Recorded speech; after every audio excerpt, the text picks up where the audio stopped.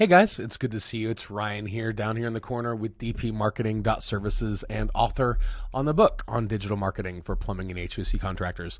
Coming out to the video today of something we don't do very often, but seems kind of fun. We were talking with one of our clients the other day, and he was trying to do ROI calculations to see which of his marketing is working best, and he was doing the math kind of wrong. If you're watching this, I'm sorry, the math was wrong. So I figured let's just do it easy. So I made him this real quick tool, and I wanted to share this tool with you also.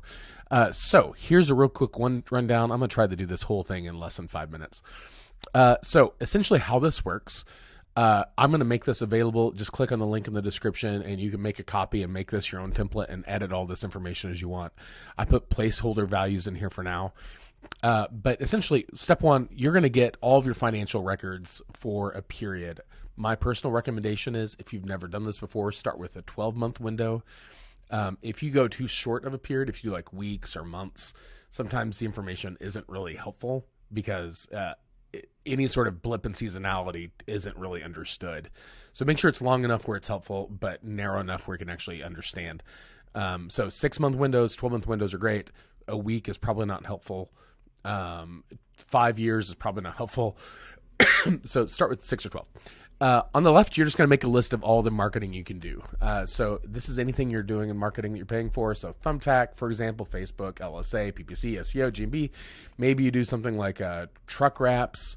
Maybe you do something like billboards, whatever it is, right? Just type in what it is. And then here you're going to write in how much you've invested over that period. So maybe for billboards, I'm going to say 50,000. Maybe for wraps, let's just say at 25,000, whatever. Maybe I'm doing 35,000 here. Again, I'm just making up numbers. And then these are going to be leads that you generated from this. So how many leads can you attribute to this? If you did 300 from GMB, if you did 5 through this, if you did 17 through wraps, whatever. Do you know how many customers you created? This is all going to be in Titan or House Call, whatever. So get this number handy.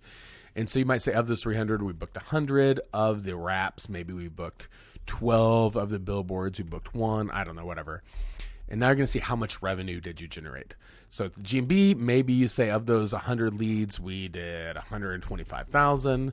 Of the wraps, we did 5,000. And of this, we did 2,500. Again, I'm just making up numbers. But you'll see over here, it's updating in real time. This CPL stands for cost per lead. This is showing you how much on average it's costing you to make a lead for your company right now. So if your cost per lead is $10,000 in this example, so for every $10,000 you spend on billboards, you're going to create a lead. COA is cost of acquisition. How much did it cost you to create the customer? So one's a lead, one's a customer. So you have to remember, this is going to take in how the CSR answers the phone, are they in your service area, is the job to provide, all this. So this is naturally going to be a larger number than the CPL, but cost of acquisition tells you how much it costs to take a new customer. And then ROI is the one that a lot of guys gravitate to. This is how much return you're making on that as a ratio to 1. So in this case, Thumbtack in this example is 2.89 to 1. GMB is 15 to 1, right? And it lets you kind of see how this is. So the trick is to go, not everything's going to be a 10 to 1, 50 to 1, 100 to 1. Like those would be unrealistic. But you also don't want everything that's 2 to 1 or 1 to 1. So you kind of want a good mix. And then look over here and you'll see the averages. So in this particular setup with these made up numbers, average cost per lead is $1,500. Average cost of acquisition is $6,700. Average ROI is 4.75 to 1. Now you look at this and go, this might be bad. If you're a plumber and your average ticket price is $1,200, then yes, an average cost of acquisition of $6,700 sucks. But if you're doing government installs and geothermal systems at military bases, then you're, multi-million-dollar contracts.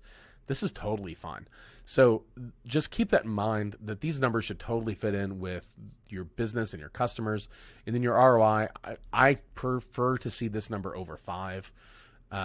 Anything below 5, I get anxious. But I'm going to make this available with the links below. So make this your own, put in your own business, do all this. But hopefully this will help you make smarter decisions for your business as you move forward. Hope this helps. Good seeing you guys. As always, follow us on Facebook, subscribe on YouTube. We'll see ya.